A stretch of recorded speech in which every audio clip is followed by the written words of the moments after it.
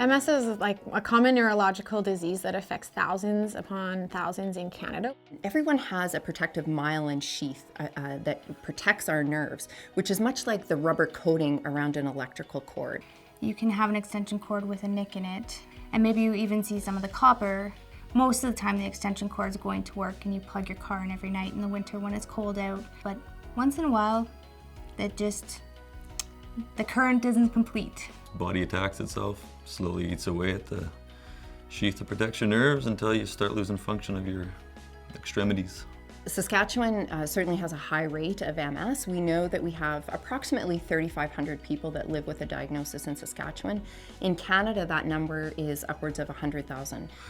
Some people might suffer from quite a few symptoms at once, where I suffer from, fatigue and pain. It has changed my outlook because I don't know how the disease will affect me. But right now, it's not affecting me in my day-to-day life, so I'm fortunate. Some of us have the same symptoms, and some of us have different. And I think that's probably the reason it's so hard. My feet, years ago, started just tingling the windstop for about a week. And then 5 years, I guess, later after that, started happening again, but this time with a dull, numb and weakening feeling, getting shakes out of nowhere, a little blurry vision even. We know it's a neurological disease and it's a progressive degenerate disease. And MS affects people so differently, which is one of the most frustrating things about the disease. So people are most often diagnosed between the ages of 15 and 40 years of age when families, careers, and essentially lives are being built. So you can imagine the frustration and the uncertainty. When I was first diagnosed, it was very, very difficult, stressful. I was mad. I had a bunch of emotions, and it was a very hard time.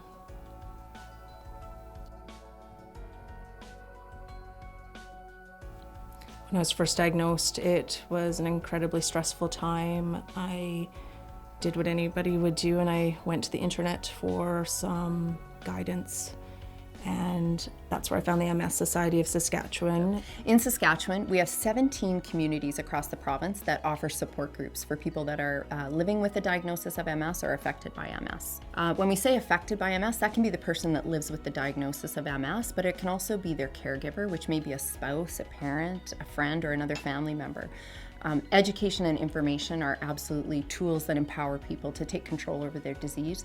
We offer our recreation programs as well, so we do offer some strength training and some aquafit programs for those living with MS. We also offer educational programs such as our telehealth sessions, our family conference, and some educational pieces where we go to different hospitals and nurses and things like that and share some information. The other thing that we're really pleased to offer are quality of life grants. So individuals, families, and again caregivers can access small pockets of money to help them with some of the things that might just be stumbling blocks in their life. The Society has introduced me to a whole new community of support networks. There's other people that have already gone through that and are willing to help or talk you through that. I'm a peer group leader. We meet once a month.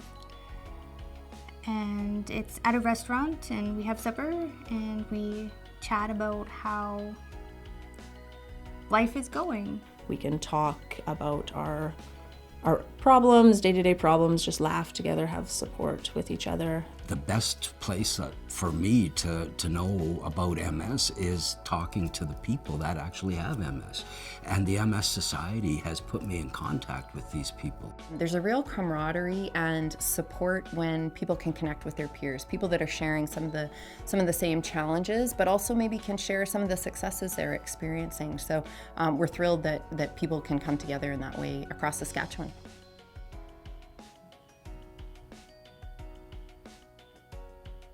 A day at K+S MS Bike Tour is like no other.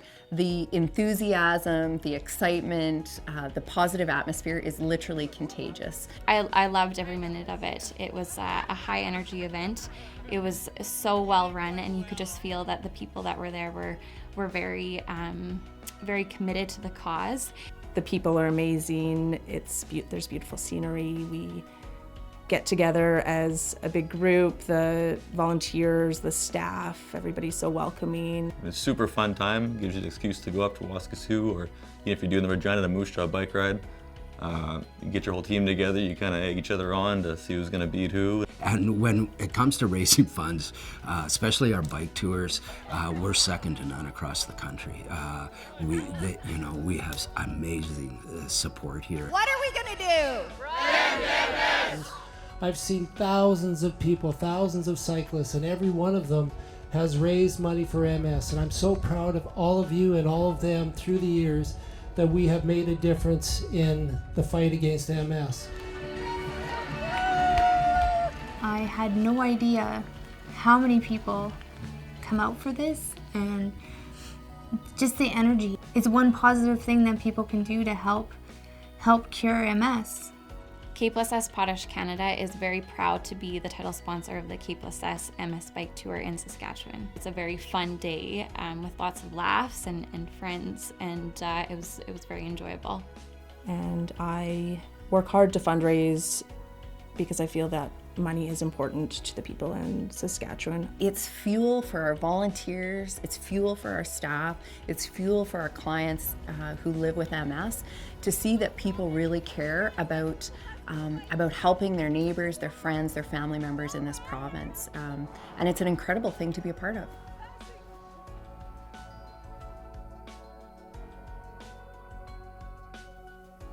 I think it's important that the money goes towards research and finding a cure, because ultimately that's what's going to end MS. I am excited to see the progression of treatment options and hopefully one day having a world free of MS. It's amazing the drug treatments that are out there, and for people to start something sooner rather than later and help manage their symptoms and the disease progression. These drugs, they don't cure MS by any means, but they slow down the process and lessen the severity of our attacks. When I think about how far we've come over the last 15 years ago there were no therapies even to treat MS. Now we have 10 disease-modifying therapies for relapsing remitting, but we still don't have treatments for progressive MS, and that's a huge gap that the society is working towards bridging. It's amazing what's happened in the past 15 and a half years. And at that time it was only injectables. So your options were once a week, every other day, or every day. Nowadays it's a pill per day and you go on your normal life, and it doesn't crash your immune system as bad. It gives me hope when I have an MRI and I see that there's no disease progression or limited disease progression. With that, there is hope that there will be an official cure and or a way to prevent it from ever happening to people that don't have it yet. I think we're going to have a breakthrough soon, and I don't know why I get that feeling, and like I said, maybe that's just me being optimistic. It's very important that there's funding and donations to help keep the MS Society available for people with MS. The more money that is raised, the more we can put into research and helping those that already have it. We can end MS. We need your help. Please donate. Your efforts are paying off, and they're making a huge difference in people's lives with MS. And for that, I am truly thankful.